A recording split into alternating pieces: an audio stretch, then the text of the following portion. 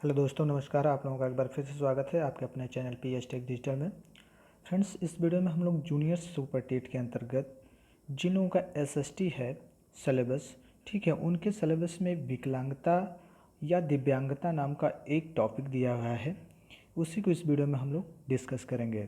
Friends, GS में आप लोग history, political science, geography, economics तो आप लोग पढ़ते ही हैं, लेकिन हमारे जूनियर के जो वैकेंसी है इसमें जो सिलेबस में एक नया टॉपिक डाल दिया है जो कि विकलांगता है। इसे हम लोग कभी या बहुत पहले पढ़े होंगे या इस पर ध्यान नहीं देते होंगे, इसी को हम लोग इस वीडियो में कवर करेंगे। यदि इस वीडियो को आप लोग पूरा देखते हैं तो निश्चित है कि आपके 1 नंबर यहाँ से फिक्स हो जाएंगे। तो चलिए वीडियो को स्टार्ट करते हैं और देखते हैं। और हाँ फ्रेंड्स, जिन लोगों को इसका पीडीएफ चाहिएगा वो हमारे टेलीग्राम से जुड़ जाएं, वहाँ भी इसका मैं पीडीएफ भी दे दूंगा। ठीक है, तो चलिए वीडियो को स्टार्ट करते हैं और देखते हैं विकलांगता या दिव्यांगता। तो फ्रेंड्स, मैंने इसे अपने खुद हैंड राइटिंग में बनाया है, जो कि आपके एनसीईआरटी की बुक से लिया गया सारे इसमें मटेरियल आपको देखने को मिलेंगे। ये किसी दूसरे बुक से नहीं है, क्योंकि आपके एग्ज़ाम में आपको जो प्रश्न देखने को मिलेंगे वो आपके एनसीईआरटी बुक से ही देखने को मिलेंगे।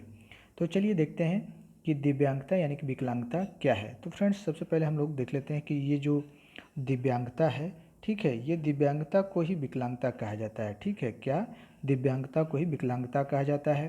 पहले विकलांगता के नाम से यह प्रचलित था, लेकिन बाद में पीएम मोदी ने अपने मन की बात में इसे क्या कह दिया कि विकलांगता जो है, इस शब्द को विकलांगता न कहकर हम लोग दिव्यांगता के नाम से संबोधित करेंगे।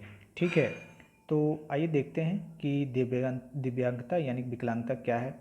तो देखिए, पीएम मोदी ने विकलांगता के स्थान पर दिव्यांग शब्द पर जोर दिया है। ठीक है, जैसा कि हमने बताया। इसके बाद देखिए, दिव्यांग शब्द का अर्थ एक अतिरिक्त शक्ति होती है। ठीक है, क्या है दिव्यांग जो शब्द है, इसका मतलब क्या होता है, एक अतिरिक्त शक्ति। ये आपके प्रश्न में पूछ सकता है कि दिव्यांग शब्द जो है इसका अर्थ क्या होता है। तो इसका जो अर्थ होता है, क्या होता है, एक अतिरिक्त शक्ति होती है। ठीक है, क्लियर हुआ। आइए आगे देखते हैं, दिव्यांगता या अक्षमता। ठीक है, दिव्यांगता या अक्षमता ये क्या है। तो देखिए, दिव्यांगता एक व्यापक शब्द है जिसका शाब्दिक अर्थ शरीर के किसी अंग की बनावट में कमी होता है। कहने का मतलब है कि दिव्यांगता यानी कि अक्षमता जो है, ये क्या है, बहुत बड़ा एक शब्द है। यदि इसे हम लोग इसके अर्थ को हिसाब से अगर देखते हैं तो इसका अर्थ ये होता है कि हमारे शरीर में क्या होता है, किसी शरीर के अंग में क्या होते हैं, बनावट में कमी होती है। ठीक है, हो सकता है कि हमारा पैर तिरछा हो, ठीक है, आंखें सही नहीं हो, मुंह टेढ़ा हो, ये क्या आता है, हमारे दिव्यांगता के अंतर्गत आ जाता है। ठीक है, आइए देखते हैं कि शारीरिक अक्षमता क्या होता है। ठीक है, तो देखिए, शारीरिक जो अक्षमता होता है वो क्या होता है। तो शारीरिक अक्षमता में पेशीय एवं स्नायु संबंधी विकार तथा हाथ पैर शामिल होते हैं। तो फ्रेंड, जो शारीरिक क्षमता होती है इसमें आपके पेशीय स्नायु संबंधी और आपके जो हाथ पैर होते हैं वे शामिल होते हैं, किसमें, शारीरिक अक्षमता में। जैसे कि आपका पैर सही नहीं है, जैसे जो लंगड़े लोग होते हैं, जिनका हाथ सही नहीं होता है, ठीक है, और जैसे कह सकते हैं पोलियो जिसको मारा है, तो वो क्या आते हैं, हमारे शारीरिक अक्षमता के अंतर्गत आते हैं। फिर इसके बाद आपका है, देखिए, मानसिक अक्षमता। क्या है, मानसिक अक्षमता। मानसिक अक्षमता में क्या होता है, इससे क्लियर हो जा रहा है कि मानसिक, ठीक है, यानी कि बुद्धि का सही तरह से विकास ना होना, यह क्या है, एक मानसिक बीमारी होती है। इसके अंतर्गत मंद बुद्धि आते हैं। ठीक है, मंद बुद्धि या कह सकते हैं कि पागल लोग जो होते हैं, ये हमारे किसके अंतर्गत आ जाएंगे, मानसिक अक्षमता के अंतर्गत आ जाएंगे। आइए आगे देखते हैं। आगे दिया है आपका दिव्यांगता के कारण एवं लक्षण। ठीक है, यानी कि जो दिव्यांगता यानी कि विकलांगता जो है, इसके कारण क्या है, किस कारण से दिव्यांगता होते हैं और इसके लक्षण क्या होते हैं, कैसे हम पहचानेंगे कि यह व्यक्ति दिव्यांग के अंतर्गत आता है। तो देखिए, दिव्यांगता अस्थाई अस्थाई अथवा निरंतर बढ़ने वाली हो सकती है। तो फ्रेंड्स, जो दिव्यांगता है ये आपकी अस्थाई हो सकती है। अस्थाई का मतलब, यदि मान लीजिए आपको कभी चोट लग गई, आपका हाथ जो है टूट गया, तो कुछ समय के लिए आप क्या हैं, दिव्यांग यानी विकलांग हो सकते हैं। आपका पैर सही नहीं है तो चोट लगी है तो आप कुछ समय के लिए विकलांग हो सकते हैं। यदि आपका ट्रीटमेंट सही समय पर हो गया तो आप सही हो जाएंगे। तो यह जो दिव्यांगता होगी आपकी अस्थायी कहलाएगी, और जो अस्थायी होती है वो कभी ठीक नहीं होती है, वह आपके जीवन पर्यंत वह दिव्यांगता यानी विकलांगता रहती है। और क्या होता है कि कभी कभी ऐसी विकलांगता आती है कि हमारा हाथ या पैर या कोई भी शरीर का अंग धीरे धीरे खराब होने लगता है, ठीक है। तो वह हमेशा निरंतर बढ़ने लगती है, उसकी जो खराबी होती है हमारे साथ दिन प्रतिदिन उसमें बढ़ोतरी होती है, उसको हम क्या कहते हैं कि निरंतर बढ़ने वाली दिव्यांगता। तो क्लियर हो गया कि अस्थायी और अस्थायी या निरंतर बढ़ने वाली दिव्यांगता हमारी क्या होती है। इसके बाद हम लोग देखते हैं कि जन्मजात, ठीक है, जन्मजात दिव्यांगता। तो जन्मजात दिव्यांगता से मतलब साफ हो रहा है कि यह हमारे जन्म से ही होती है, यानी कि यह क्या है, जन्मजात होती है, ठीक है। और आगे देखिए, यह आनुवांशिक अथवा गर्भ के दौरान संक्रमण, विकिरण अथवा दवाओं आदि के दुष्प्रभाव से हो सकती है। तो यह क्या है, आनुवांशिक हो सकती है। आनुवांशिक का मतलब कि आपके माता पिता में यदि कोई दिक्कत है तो आपके बच्चे में भी हो सकती है, आप में हो सकती है। तो ये क्या होता है, आनुवांशिक होता है। ये गर्भ के दौरान भी हो सकता है। यदि कोई स्त्री अपना गर्भवती है, वह सही से अपने शरीर का ख्याल नहीं करती है तो उसका बच्चा हो सकता है कि विकलांग या दिव्यांग या मानसिक रूप से दिव्यांग हो सकता है, ठीक है। या कभी कभी, ठीक है, विकिरण मतलब जो ये किरण होती है उसके माध्यम से भी क्या होता है कि बच्चे क्या होते हैं, दिव्यांग हो जाते हैं, ठीक है। तो इस तरह की जो दिव्यांगता होती है वो क्या होती है, जन्मजात दिव्यांगता के अंतर्गत आते हैं, ठीक है। आइए आगे देखते हैं हम लोग। अब देखिए आगे दिया हमारा उपार्जित दिव्यांगता। उपार्जित दिव्यांगता का मतलब होता है कि बाद में अर्जित, ठीक है, कि पहले आप सही थे लेकिन बाद में आपको कोई दिक्कत आ गई जिससे आप विकलांग के या दिव्यांग के श्रेणी में आ गए, तो उसी को कहा जाता है कि बाद में आपने अर्जित की है, ठीक है, यानी कि उपार्जित दिव्यांगता। देखिए ये क्या होती है, यह हमारे जीवन में कभी भी हो सकती है, ठीक है। यानी कि यह हमारे जीवन में कभी भी हो सकती है, कभी भी हम जिस अगर दिव्यांग हो गए तो वो हमारे उपार्जित दिव्यांगता के अंतर्गत आ सकता है। 10 साल के हैं तो भी हो सकते हैं, 20 साल के हैं तो भी हो सकते हैं। तो ये हमारे कौन सी दिव्यांगता के अंतर्गत आएगा, उपार्जित, ठीक है। जैसे जैसे आपके दुर्घटना से, ठीक है, या आकस्मिक आघातों की स्थिति में शरीर का कोई अंग क्षतिग्रस्त होना। यानी कहने का मतलब कि आप सही हैं, कभी दुर्घटना हो गई, आपको पैर टूट गया, हाथ टूट गया या कोई चोट लगी है, तो इससे क्या है, हमारे शरीर का कोई अंग क्या होता है, खराब हो जाता है, क्षतिग्रस्त होता है, वही हमारी उपार्जित दिव्यांगता के अंतर्गत आ जाता है, यानी कि बाद में अर्जित की हुई दिव्यांगता, ठीक है। आइए देखते हैं दिव्यांगता के प्रकार। तो देखिए दिव्यांगता के जो प्रकार होते हैं कितने प्रकार के होते हैं। तो पहले तो हमारी जो दिव्यांगता के प्रकार थे वो कम थे, लेकिन बाद में से वर्तमान समय में जो दिव्यांगता के प्रकार हैं वह हमारे 21 प्रकार के हैं। कितने, 21 प्रकार की दिव्यांगता हैं, ठीक है। तो आइए देखते हैं क्या है, 21 प्रकार की अक्षमताओं का दिव्यांग श्रेणी में रखा गया है, ठीक है। यानी कि 21 प्रकार के जो अक्षमता वाले लोग अक्षमताएं हैं उन्हें दिव्यांग की श्रेणी में रखा गया है, जिनके कुछ उदाहरण निम्न प्रकार हैं, ठीक है। इनके कुछ उदाहरण दिए हैं, आइए देख लेते हैं। तो ये आप नोट कर लीजिएगा कि वर्तमान समय में जो दिव्यांग के क्षमताओं के जो श्रेणी हैं कितने हैं, तो 21 हैं, ठीक है। ये हमेशा याद करिएगा, हो सकता है पूछ दे आपके एग्जाम में कि अब तक वर्तमान समय में जो दिव्यांगता की श्रेणी है कितने प्रकार की है, तो कितने, 21 प्रकार की। तो आइए देख लेते हैं उनमें से कुछ महत्वपूर्ण जो विकलांगता के प्रकार यानी दिव्यांगता के प्रकार हैं। तो सबसे पहले हम लोग देखते हैं दृष्टिबाधित, ठीक है। तो जो दृष्टिबाधित होते हैं वे किस प्रकार के होते हैं, सभी लोग जानते हैं दृष्टिबाधित मतलब आपको सही तरह से दिखाई न दे। तो देखिए इसमें क्या है, देखने की क्षमता को विजन आई साइट या दृष्टि कहा जाता है, ठीक है। इसमें इसे क्या कहा जाता है, विजन आई साइट या दृष्टि कहा जाता है, ठीक है। यानी कि साफ जाहिर है कि जो दृष्टिबाधित होते हैं हो सकता है कि दिखाई नहीं दे रहा हो या कम दिखाई दे रहा हो या एक आंख से दिखाई दे रहा हो, ठीक है। तो वह किसके अंतर्गत आ जाएगा, दृष्टिबाधित दिव्यांगता के अंतर्गत, ठीक, क्लियर हुआ। आगे देखते हैं हम लोग, आगे हमारा दिया है लोकोमोटर दिव्यांगता। फ्रेंड्स ये आपकी एनसीईआरटी की बुक से जो चीज़ें हैं इसमें मैटर हैं, इसमें आप कोई भी आप गलत नहीं ठहरा सकते हैं। ठीक है, क्योंकि आप यदि कोई ऑब्जेक्शन करेंगे तो एनसीईआरटी के बुक के माध्यम से ही करेंगे, कोई अदर बुक आपके जो बोर्ड है अलाउ नहीं करेगा। ठीक है, तो देखते हैं क्या दिया है, लोकोमोटर दिव्यांगता। तो लोकोमोटर दिव्यांगता जो है वो क्या होता है, तो देखिए इसके अंतर्गत हड्डियों, जोड़ों या मांसपेशियों की अक्षमता को लोकोमोटर, ठीक है, लोकोमोटर दिव्यांगता कहते हैं। यानी कि जो लोकोमोटर दिव्यांगता है इसमें आपके जो हड्डियां होती हैं या जोड़ होते हैं या मांसपेशियों में यदि कोई दिक्कत आती है उसी को हम लोग क्या कहते हैं, लोकोमोटर, क्या, लोकोमोटर दिव्यांगता कहते हैं। क्लियर हो गया, हड्डियां या जोड़ें या मांसपेशियां संबंधी जो अक्षमता होती है वो हमारी लोकोमोटर दिव्यांगता के अंतर्गत आते हैं। अगला देखिए, अगला दिया हमारा, यह दिव्यांगता पोलियो रीढ़ की हड्डी में चोट लगने से, सेरिब्रल पैलेसी, फ्रैक्चर आदि के कारण होती है। इसमें हड्डियों का नुकसान होता है, हड्डियों को नुकसान होता है। मतलब ये किस कारण से होता है, इसमें आप सुने होंगे कि इस बच्चे को पोलियो हो गया है, तो पोलियो होने का मतलब उनका हाथ से क्या हो गया है कि उसमें दिक्कत आ गई है, उसमें जो ताकत होती है कम हो जाती है, पैर में ताकत कम हो जाती है, तो वो पोलियो के अंतर्गत आ जाता है। हड्डियों में चोट लग जाती है, ठीक है, फ्रैक्चर हो जाता है। तो इस प्रकार की जो दिव्यांगता होती हैं वो हमारे लोकोमोटर दिव्यांगता के अंतर्गत आ जाती हैं। ठीक है, आइए आगे देखते हैं। आगे हमारा है मानसिक दिव्यांगता या बौद्धिक अशक्तता। ठीक है, मानसिक दिव्यांगता या बौद्धिक अशक्तता। मानसिक दिव्यांगता जैसे हम लोगों ने देखा कि मंद बुद्धि वाले जो होते हैं, ठीक है, वे क्या मानसिक दिव्यांगता के अंतर्गत आते हैं।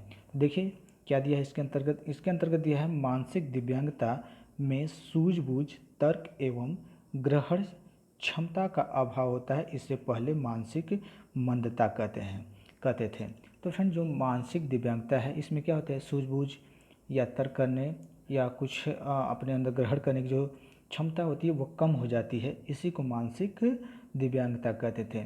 पहले इसे किस नाम से जाना जाता था, तो पहले इसे मानसिक मंदता के नाम से पुकारा जाता है। ये प्रश्न पूछ सकता है कि जो मानसिक दिव्यांगता है इसे पूर्व में किस नाम से जाना जाता था, तो आप लोग टिक करेंगे मानसिक मंदता। ठीक है, आगे देखिए, आगे आपका है, इस तरह के बच्चों में विकास अत्यंत बच्चों की तुलना में, सॉरी फ्रेंड्स, अन्य बच्चों की तुलना में धीरे होता है।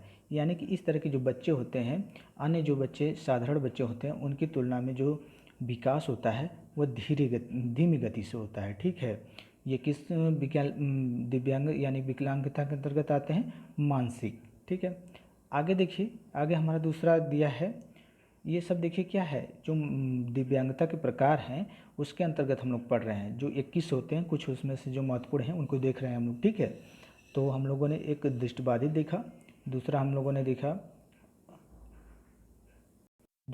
देखा जो आपका मानसिक था। ठीक है, तीसरा देखिए क्या, तीसरा इसमें हम लोगों का श्रवण दिव्यांगता। श्रवण दिव्यांगता क्या होता है, किसी व्यक्ति के पूरी तरह से ध्वनि सुनने में अक्षम होना श्रवण दिव्यांगता कहलाता है। यानी कि कोई व्यक्ति पूरी तरह से क्या है, ध्वनि नहीं सुन पाता है, वह किस श्रेणी के अंतर्गत आएगा, ठीक है, वह श्रवण दिव्यांगता के अंतर्गत आ जाएगा। यानी कोई व्यक्ति है उसे एकदम सुनाई नहीं देता है, जिसे आप लोग कहते हैं बहरा, वह कौन से श्रेणी के अंतर्गत आएगा, श्रवण दिव्यांगता के अंतर्गत। ठीक है, इसमें होता क्या है, यह कान के पूर्ण विकास के अभाव या कान की बीमारी या चोट लगने से हो सकता है। यानी कि इसमें क्या होता है, कान का पूर्ण विकास नहीं हो पाता है या कोई बीमारी हो जाती है या चोट लग जाती है, जिसके कारण कौन सा दिव्यांगता हो जाता है, श्रवण दिव्यांगता। ठीक है, क्लियर हुआ। अगला देखिए, अगला आपका दिया है डिसलेक्सिया। आप लोग टेट सीटेट में पढ़े होंगे डिसलेक्सिया क्या होता है। तो यह जो होता है पढ़ने लिखने से संबंधित एक विकार होता है। ठीक है, इसमें देखिए क्या होता है, इसमें बच्चों को शब्द पहचानने, पढ़ने, याद करने और बोलने में क्या होती है, परेशानी होती है। डिसलेक्सिया में होता क्या है फ्रेंड्स, देखिए डिसलेक्सिया में जो होता है, इसमें जो बच्चे होते हैं वो किसी शब्द को क्या करते हैं, पहचान सही तरीके से नहीं पाते हैं, याद नहीं कर पाते हैं सही तरीके से, उसका उच्चारण यानी कि बोल नहीं सही से पाते हैं, उन्हें परेशानी होती है इन सब चीज़ों को बोलने, पहचाने, लिखने में, सॉरी फ्रेंड्स, लिखने नहीं, बोलने, पहचाने, पढ़ने में। तो वे किसके अंतर्गत आ जाते हैं, वे डिसलेक्सिया के शिकार होते हैं। ठीक है, किसके, डिसलेक्सिया के। ये आप लोग जानते होंगे, ये भी कई बार पूछता है कि जो पढ़ने संबंधी या बोलने संबंधी जो विकार होते हैं बच्चों में, वह किसके शिकार होते हैं, वे डिसलेक्सिया के शिकार होते हैं। ठीक है, आगे देखिए, आगे आपके दिया है इसमें बच्चे अक्षरों और शब्दों को उल्टा पढ़ते हैं। बहुत देखिए बड़ी बात बताई गई है, इसमें बच्चे जो होते हैं शब्द होते हैं उसे क्या करते हैं, शब्द या अक्षर जो होते हैं उल्टा पढ़ते हैं। ठीक है, उल्टा पढ़ते हैं, किसी किसी का उच्चारण भी नहीं कर पाते हैं, या और कोई कोई तो ऐसा शब्द होता है कि उसका उच्चारण ही नहीं कर पाते हैं। ठीक है, बोल ही नहीं पाते हैं, उस पर अटक जाते हैं। ठीक है, तो ये हमारे कौन से किसके अंतर्गत आते हैं, डिसलेक्सिया। इसके बाद देखिए क्या दिया है, इसके बाद दिया है आपका, यह 3 से 15 वर्ष के बच्चों में पाया जाता है। ये सामान्यतः जो होते हैं ये बीमारी जो 3 से 15 वर्ष के बच्चे होते हैं उसके अंतर्गत ये बीमारी होती है। आगे देखिए, आगे दिया है यह कोई मानसिक रोग नहीं। ये भी ध्यान देने वाली बात है कि इसे आप मानसिक रोग के अंतर्गत नहीं रख सकते हैं। ठीक है, ये आपसे पूछ सकता है कि इनमें से कौन सी मानसिक बीमारी है। मानसिक बीमारी में आपका दे देगा मानसिक दिव्यांगता के अंतर्गत दृष्टिबाधित दे देगा, या आपका इसमें दे देगा ये डिसलेक्सिया दे देगा। ठीक है, और इस तरह से कई ऑप्शन दे देगा, तो उसमें आप डिसलेक्सिया को टिक कर सकते हैं कि यह एक मानसिक रोग नहीं है। ठीक है, तो आइए आगे देखते हैं हम लोग।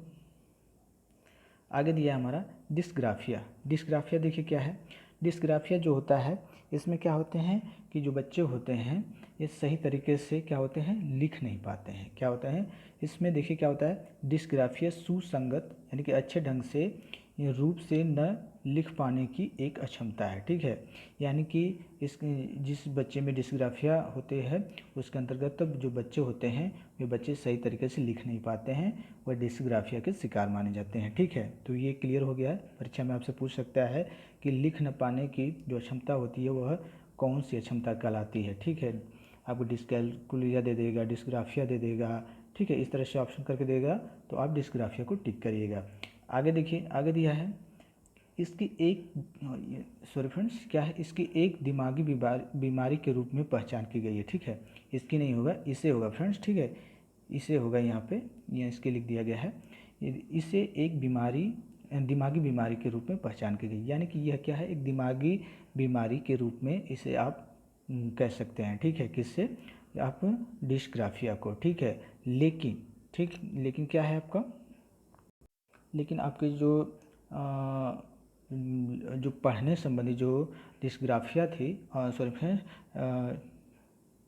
जो डिसलेक्सिया थी, ठीक है, वो आपकी दिमागी बीमारी नहीं थी, लेकिन ये जो डिस्ग्राफिया है यह क्या है, दिमागी बीमारी है। ठीक है, तो ये थोड़े से शब्द में बस हेर फेर है, डिस्ग्राफिया और डिसलेक्सिया। ठीक है, डिसलेक्सिया आपकी दिमागी बीमारी नहीं है, लेकिन डिस्ग्राफिया आपकी दिमागी बीमारी के अंतर्गत आती है। अगला देखिए क्या लिखा है, यह एक प्रकार का लेखन विकार है, यानी कि इसमें क्या होता है कि जिनको लिखने में दिक्कत होती है वह डिस्ग्राफिया के ठीक है अंतर्गत आते हैं। ठीक है, तो ये एक प्रकार का लेखन विकार है। अगला देखिए एनसीईआरटी के थ्रू हम लोग पढ़ रहे हैं विकलांगता टॉपिक। ठीक है, उसके अंतर्गत देखिए आपका दिया है क्या है, चोट लगने पर प्राथमिक उपचार। ठीक है, चोट लगने पर प्राथमिक उपचार। प्राथमिक उपचार का मतलब होता है सबसे पहले जो ट्रीटमेंट होता है चोट लगने पर वही हमारा प्राथमिक उपचार होता है, सभी लोग जानते हैं। आप लोग एक टीचर बनने जा रहे हैं तो ये इतना तो सभी लोग जानते हैं, लेकिन कभी कभी जानते हुए भी हम लोग गलत कर देते हैं। तो आइए देख लेते हैं। देखिए इसमें दिया है चोट लगने पर सबसे पहले जो उपचार होता है उसे प्राथमिक उपचार कहा जाता है। ठीक है, यानी जब चोट लगती है तो सबसे पहले जो उपचार होता है वही हमारा प्राथमिक उपचार कहलाता है। देखिए प्राथमिक उपचार के लिए कुछ आवश्यक सामग्री पेटी में रखी जाती है। इस पेटी को प्राथमिक उपचार पेटी या अंग्रेजी में हम लोग फर्स्ट एड बॉक्स कहा जाता है। ठीक है, यानी कि जब चोट लगती है तो जो उपचार होता है उस उपचार के दौरान जो कुछ सामग्रियां हमारे पास होती हैं जो कि एक पेटी में रखी हुई होती हैं, उस पेटी को हम लोग क्या कहते हैं, प्राथमिक उपचार पेटी या अंग्रेजी में फर्स्ट एड बॉक्स। ठीक है, क्या कहते हैं, अंग्रेजी में फर्स्ट एड बॉक्स या हिंदी में प्राथमिक उपचार पेटी। देखिए इस पेटी में कुछ वस्तुएं होती हैं जैसे कि रुई होती है, पट्टी होती है, गाज होती है, पिन, कैंची, डॉक्टरी, थर्मामीटर, चम्मच, गिलास, साबुन, तौलियाँ। ठीक है, जो छोटी तौलियाँ हो सकती हैं, माचिस भी हो सकती है, टार्च भी हो सकती है, और आपकी खपची मतलब जो अगर आपका हाथ फ्रैक्चर हो गया तो उसको, ठीक है, सहारा देकर बांधने के लिए, ठीक है, वही खपची, ठीक है। तो इस तरह की सामग्रियाँ होती हैं। तो आपको एग्ज़ाम में पूछ सकता है कि यदि किसी बच्चे या किसी आदमी को कोई चोट लगती है तो आपकी जो प्राथमिक उपचार की पेटी होती है उसमें कौन सी चीज़ें नहीं उपलब्ध होती हैं, ठीक है। तो उसके अंतर्गत हो सकता है दे दे ऑपरेशन करने का सामान कोई दे दे, तो वो हमारी इसमें नहीं होता है, क्योंकि प्राथमिक उपचार में ऑपरेशन होता नहीं है, वो तो क्रिटिकल समय में होता है, ठीक है। फिर इसके बाद देखिए कुछ दवाइयाँ होती हैं उसमें, जैसे कि paracetamol, Dettol, tincture, glucose, ORS का पैकेट, पेन बाम यानी कि दर्द होने पर जो बाम लगाया जाता है, एंटीसेप्टिक क्रीम या नमक भी होता है, और शक्कर आदि। इस प्रकार की कुछ नॉर्मल जो दवाइयाँ होती हैं वो उस बॉक्स में रखी रहती हैं, ठीक है। आगे देखिए, आगे दिया है दिव्यांगता के प्रति राष्ट्रीय एवं अंतर्राष्ट्रीय स्तर पर प्रयास, ठीक है। दिव्यांगता जब होता है जिस जहाँ पे, तो उसके राष्ट्रीय और अंतर्राष्ट्रीय लेवल पे कुछ, ठीक है, प्रयास किए गए हैं। उन प्रयासों को देख लेते हैं। भारतीय पुनर्वास परिषद अधिनियम 1972 के अंतर्गत पुनर्वास सेवाओं के लिए इस प्रकार के प्रावधान किए गए हैं, ठीक है। यानी कि इसमें जो प्रयास किए जाते हैं किसके द्वारा, हमारे देश में भारतीय पुनर्वास परिषद अधिनियम 1972 है, इसके अंतर्गत, ठीक है, क्या है, कुछ प्रावधान किए गए हैं। और उनके अंदर क्या होता है, लोगों को, ठीक है, उन जागरूकता, और ऐसे लोग जो हैं जो दिव्यांगता से ग्रसित हैं उनकी मदद करने के लिए ये क्या है, हमारा एक अधिनियम बनाया गया। कौन सन में, 1972 में, सॉरी 1992 में। आगे देखिए इसमें क्या दिया है, आगे आगे आपको दिया है कि इस क्षेत्र में 7 राष्ट्रीय संस्थान हैं। यानी कि दिव्यांगता का जो क्षेत्र है उसमें हमारे कितने संस्थान काम कर रहे हैं, इसमें 7, ठीक है, 7 काम कर रहे हैं। ये क्लियर होना चाहिए कि 7 पूछ सकता है, ठीक है। तो कितने, 7। देखिए कौन कौन से हैं। तो सबसे पहले हम देखते हैं शारीरिक विकलांग संस्थान, यह कहाँ है, नई दिल्ली में है। दूसरा दिया राष्ट्रीय दृष्टि विकलांग संस्थान, ये हमारा देहरादून में है। तीसरा राष्ट्रीय आर्थोपैडिक संस्थान, ये हमारा कोलकाता में है। चौथा दिया राष्ट्रीय मानसिक विकलांग संस्थान, ये हमारा सिकंदराबाद में है। पाँचवा आपका है राष्ट्रीय श्रवण विकलांग संस्थान, आपका ये मुंबई में है। और छठा दिया है राष्ट्रीय पुनर्वास तथा अनुसंधान संस्थान, ये आपके कटक में है। इसके बाद दिया है राष्ट्रीय बहुविकलांग सशक्तिकरण, जो कि चेन्नई में है, ठीक है। और देखिए नोट में कुछ महत्वपूर्ण बातें हैं, उनको हम लोग देख लेते हैं। नोट में देखिए दिया है कि दिव्यांगता के क्षेत्र में उत्कृष्ट कार्य करने के लिए उत्तर प्रदेश को सर्वश्रेष्ठ पुरस्कार भारत सरकार द्वारा 3 दिसंबर 2015 को विश्व दिव्यांग दिवस पर प्रदान किया गया, ठीक है। तो जो उत्तर प्रदेश हमारा राज्य है, इसे 3 दिसंबर 2015 को दिव्यांगता क्षेत्र में अच्छा कार्य करने के लिए पुरस्कार भी मिला है। कब मिला है, 3 दिसंबर 2015 को। आगे देखिए, आगे आपको दिया है कि उत्कृष्ट एवं बाधा रहित वातावरण के लिए डॉक्टर शकुंतला मिश्रा राष्ट्रीय पुनर्वास विश्वविद्यालय लखनऊ को 3 दिसंबर 2014 को भारत सरकार द्वारा राष्ट्रीय पुरस्कार प्रदान किया गया। इस क्षेत्र में अच्छा कार्य करने के लिए जो डॉक्टर शकुंतला हैं उन्हें राष्ट्रीय पुनर्वास विश्वविद्यालय लखनऊ द्वारा 3 दिसंबर 2014 को भारत सरकार द्वारा राष्ट्रीय पुरस्कार भी दिया गया। देखिए अब देखिए जो कितने % यदि कोई व्यक्ति के अंदर जो विकलांगता है या दिव्यांगता है कि कितना % है कि उसे आप दिव्यांग व्यक्ति कह सकते हैं, तो वो आपके 40% होना चाहिए। ये सभी लोग हो सकते हैं जानते भी हों। ये 40% यदि किसी व्यक्ति के अंतर्गत कोई उसकी अक्षमता है तो उसे दिव्यांग कहा जा सकता है। कितना, 40%, याद रखिएगा 40%। आगे देखिए ये जो 40% जो होते हैं लोग, तो ये कैसे प्रमाणित होंगे, इनका प्रमाण पत्र कैसे बनेगा, उसके बारे में देख लेते हैं। देखिए 40% या इससे अधिक होने पर इसका प्रमाण पत्र मुख्य चिकित्सा अधिकारी अथवा सामुदायिक स्वास्थ्य केंद्र या प्राथमिक स्वास्थ्य केंद्र डॉक्टर द्वारा बनाया जा सकता है, ठीक है। यानी कि जिनका 40% जिनको कोई दिक्कत है तो वो मुख्य चिकित्सा अधिकारी या सामुदायिक जो स्वास्थ्य केंद्र होता है या प्राथमिक स्वास्थ्य केंद्र होता है उनके यहाँ से जाकर डॉक्टर के माध्यम से बनवा सकते हैं अपना प्रमाण पत्र। आगे देखिए, आगे दिया है अंतर्राष्ट्रीय विकलांग विकास कंसोर्टियम IDDC, ठीक है। ये काफ़ी महत्वपूर्ण है, यहाँ से प्रश्न पूछे जा सकते हैं। देखते हैं कि जो IDDC है ये क्या है। देखिए, आईडीडीसी सहयोग और सूचना के आदान प्रदान के माध्यम से दिव्यांग लोगों के अधिकारों को बढ़ावा देता है। तो फ्रेंड्स, जो आईडीडीसी है, ठीक है, ये क्या करता है, सहयोग और सूचना के आदान प्रदान के माध्यम से दिव्यांग जो लोग हैं उनके अधिकारों को बढ़ावा देता है। आगे दिया है मोबिलिटी इंटरनेशनल यूएसए, ठीक है, अंग्रेजी में जिसे हम लोग MIUSA कहते हैं, अंतर्राष्ट्रीय विकास और दिव्यांगता कार्यक्रम दिव्यांगों और विकास के लिए प्रतिभागों के रूप में दिव्यांग लोगों को शामिल करने के लिए दिव्यांगता समुदाय और अंतर्राष्ट्रीय विकास समुदाय के बीच एक पुल के रूप में काम करता है। ठीक है, ये क्या है, हमारा आईडीडीसी है। आगे देखते हैं हम लोग। आगे दिया है कि अंतर्राष्ट्रीय स्तर पर अक्षम व्यक्तियों के लिए पैरा ओलंपिक खेलों का आयोजन किया जाता है। तो फ्रेंड, जो अक्षम व्यक्ति होते हैं, जो दिव्यांग व्यक्ति होते हैं, उन्हें अंतर्राष्ट्रीय लेवल पे क्या है, उनके लिए खेल का भी आयोजन किया जाता है और उस खेल को हम लोग क्या कहते हैं, पैरा ओलंपिक। ठीक है, क्या कहते हैं, पैरा ओलंपिक। ये याद रखिए कि जो पैरा ओलंपिक होता है वह क्या होते हैं, शारीरिक रूप से अक्षम यानी कि दिव्यांग जो व्यक्ति होते हैं उनके लिए यह खेल आयोजित किया जाता है। देखिए, पहला पैरा ओलंपिक जो खेल का आयोजन हुआ था वो कब हुआ था, आपके 1960 ईस्वी में, याद कर लीजिएगा, और कहाँ, रोम में हुआ था। तो पहला पैरा ओलंपिक सन 1960 में हुआ था, रोम में।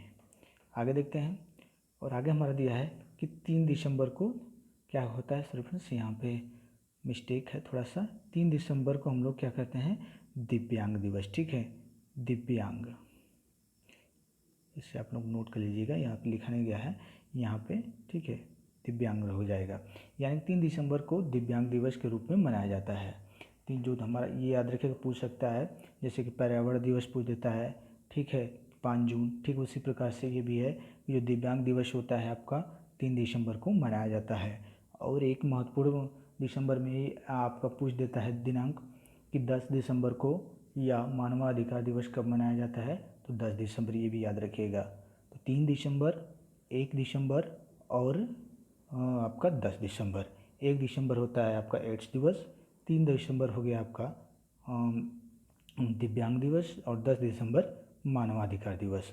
ठीक है फ्रेंड्स, तो फ्रेंड्स इस वीडियो में आप लोगों को हमने दिव्यांगता यानी कि विकलांगता क्या होती है, कितने प्रकार की होती है, उसके लक्षण, ठीक है, इसके बारे में हम लोगों ने देखा। उम्मीद है कि आप लोगों के लिए ये जो हमारी छोटी सी वीडियो है इससे कुछ हेल्प मिलेगा। तो फ्रेंड्स, इस वीडियो में इतना ही। थैंक यू, धन्यवाद।